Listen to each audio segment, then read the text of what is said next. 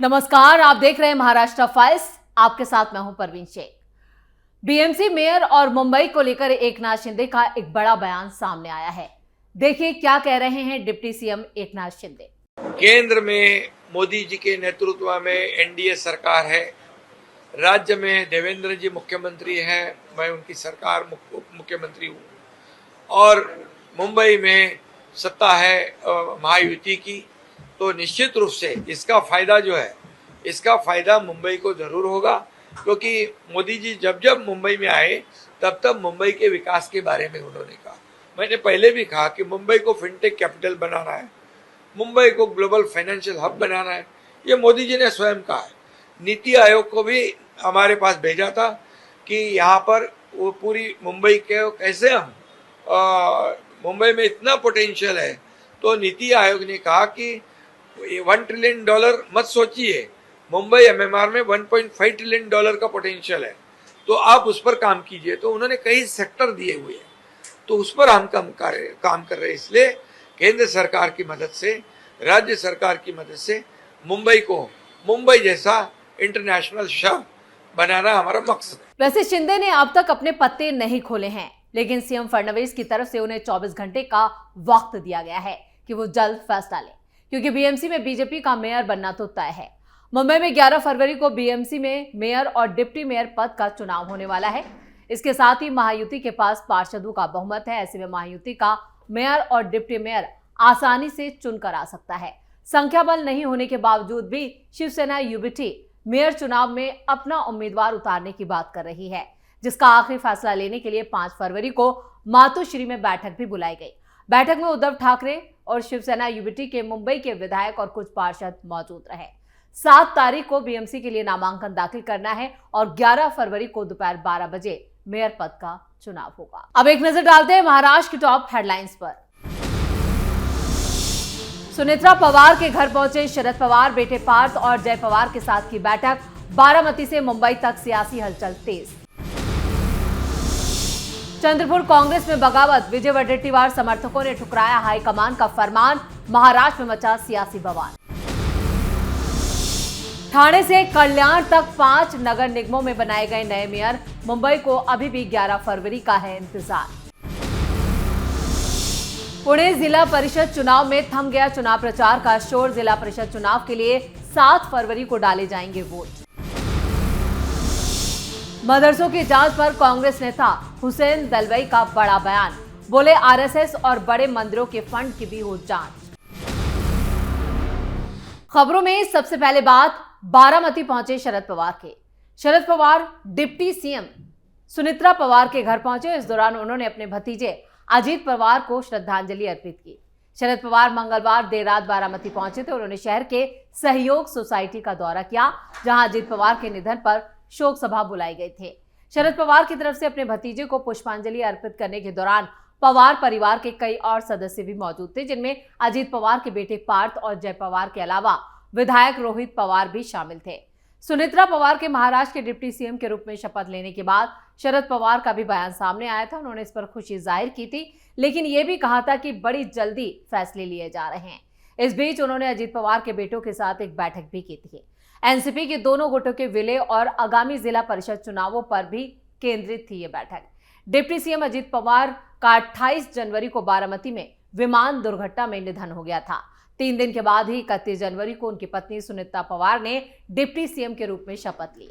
अजीत पवार के निधन के बाद शरद पवार और उनकी पार्टी के दूसरे नेताओं ने दावा किया था कि विलय को लेकर जो बातचीत थी वो अंतिम चरणों में थी और दिवंगत डिप्टी सीएम ने एनसीपी गुटों के विलय की घोषणा के लिए 12 फरवरी की तारीख तय की थी, जिस पर देवेंद्र फडणवीस का भी बड़ा बयान सामने आया था। उन्होंने कहा था, देखिए, कोई भी निर्णय जो होगा ये निर्णय राष्ट्रवादी कांग्रेस पार्टी लेगी। राष्ट्रवादी कांग्रेस पार्टी जो निर्णय लेगी हम उसके साथ खड़े रहेंगे, चाहे वो अजीत पवार जी का परिवार हो या राष्ट्रवादी कांग्रेस पार्टी हो। इनके साथ पूरी ताकत के साथ सरकार के रूप में और भारतीय जनता पार्टी के रूप में हम खड़े। तो देवेंद्र फडणवीस के इस बयान से साफ हो जाता है कि फिलहाल तो विलय के लेकर कोई भी रूपरेखा तैयार नहीं है, लेकिन शरद पवार अभी भी कई कोशिशें कर रहे हैं कि किसी तरह से पार्टी का विलय हो। अब देखना यह होगा कि इसको लेकर सुनेत्रा पवार का क्या रुख रहता है। खबरों में आगे का रुख करते हैं। चंद्रपुर महानगर पालिका में मेयर के लिए कांग्रेसी नेताओं के बीच अंतर्द्वंद को मिटाने कांग्रेस हाईकमान ने भले ही पहल की हो, लेकिन हाईकमान का दिया फार्मूला वडट्टीवार समर्थक पार्षदों को नामंजूर है। इस बीच शिवसेना यूबीटी के समर्थन से बीजेपी अपना मेयर बनाने का प्लान बना चुकी है। उद्धव ठाकरे और संजय राउत ने तो साफ कर दिया कि चंद्रपुर में उनकी पार्टी किसी भी सूरत में बीजेपी को समर्थन नहीं देगी। उन्होंने ये भी कहा कि उनकी पार्टी या तो कांग्रेस को समर्थन देगी, नहीं तो फिर महानगर पालिका में विरोधी पार्टी की हैसियत से रहेगी।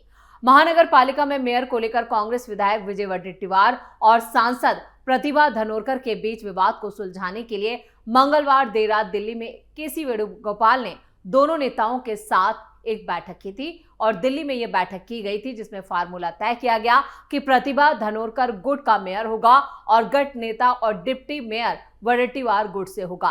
कांग्रेस को समर्थन देने वाले राजनीतिक दलों को स्थायी समिति सभापति का पद दिया जाएगा।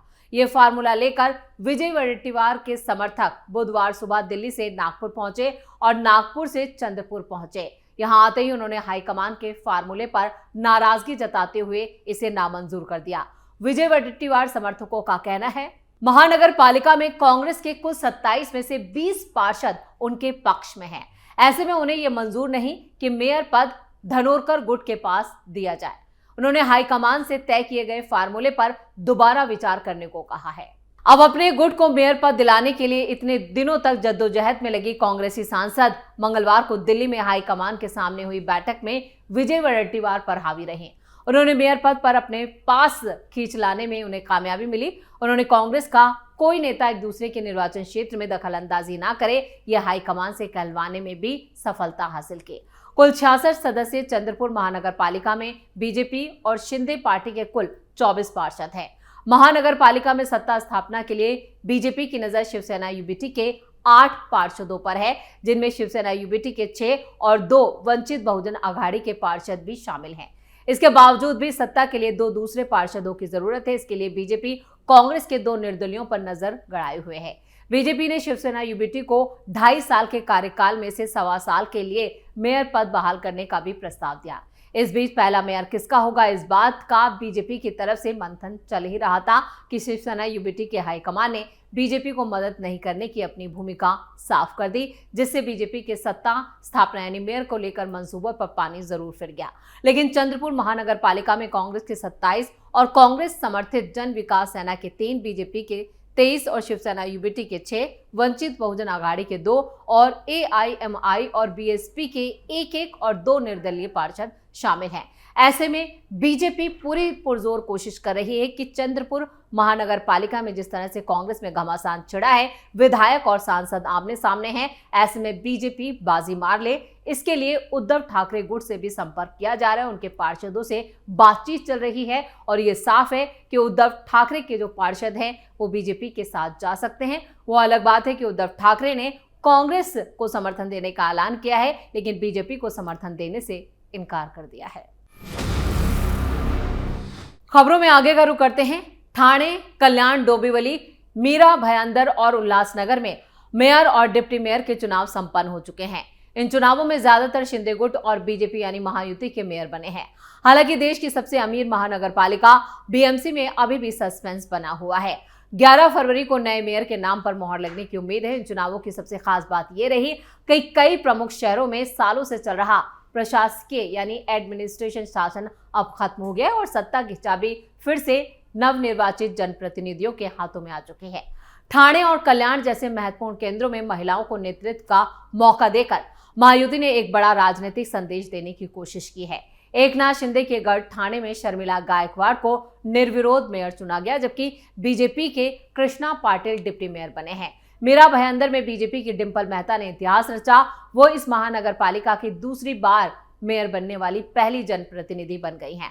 पालघर जिले के वसई विरार में पूर्व विधायक हितेंद्र ठाकुर के नेतृत्व वाली बहुजन विकास आघाड़ी ने अपना वर्चस्व कायम रखा है और इस तरह 5 मुंबई से सटे बिल्कुल बड़े शहरों के 5 नए मेयर मिल चुके हैं, जिन्होंने अपना पदभार संभाल लिया है। खबरों में आगे बढ़ते हैं। पुणे जिला परिषद और पंचायत कमेटी चुनावों के लिए पिछले कई दिनों से जारी गहमागहमी और प्रचार का शोर थम गया। प्रशासन ने चुनाव को निष्पक्ष और पारदर्शी और शांतिपूर्ण ढंग से संपन्न कराने के लिए कमर कस ली है। जिला अधिकारी और जिला निर्वाचन अधिकारी जितेंद्र डूडी ने निर्देश जारी करते हुए साफ किया कि 5 फरवरी की रात 10 बजे के बाद सार्वजनिक प्रचार पर पूरी तरह से बैन लग जाएगा। इसके साथ ही मतदान के दिन किसी भी तरह के चुनावी विज्ञापन के प्रकाशन और रिलीज पर रोक लगा दी गई है। मतदान अब 7 फरवरी को होगा, जिसको लेकर सभी पार्टियों ने एड़ी चोटी का जोर लगा रखा है, लेकिन अब इसके बाद चुनाव प्रचार का शोर थम चुका है। खबरों के आखिर में बात करते हैं कांग्रेस की। मदरसों की जांच और उनकी फंडिंग सोर्स को लेकर चल रही बहस पर कांग्रेस नेता हुसैन दलवाई का एक बयान सामने आया है। उन्होंने इस मुद्दे पर 2 टूक शब्दों में कहा कि अगर जांच होनी है तो सिर्फ मदरसों तक ही सीमित क्यों रहे, बल्कि सभी संस्थाओं की समान रूप से जांच की जानी चाहिए।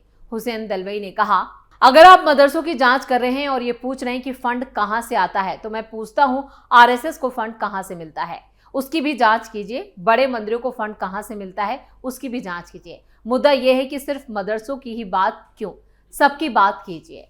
दलवाई के इस बयान के बाद राजनीतिक हलकों में चर्चा तेज हो गई। उनका कहना है कि किसी एक समुदाय या संस्था को चुनकर सवाल उठाना सही नहीं है।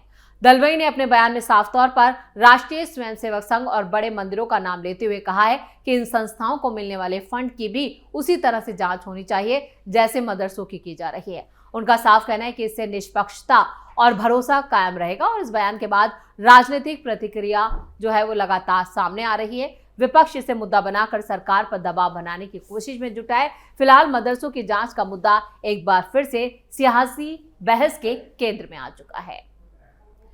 इसी के साथ महाराष्ट्र फाइल्स में खबरों का सिलसिला यही खत्म करते हैं। बाकी खबरों के लिए आप जुड़े रहिए कैपिटल टीवी के साथ। वीडियो को लाइक करें, शेयर करें और कैपिटल टीवी को सब्सक्राइब जरूर करें। नमस्कार।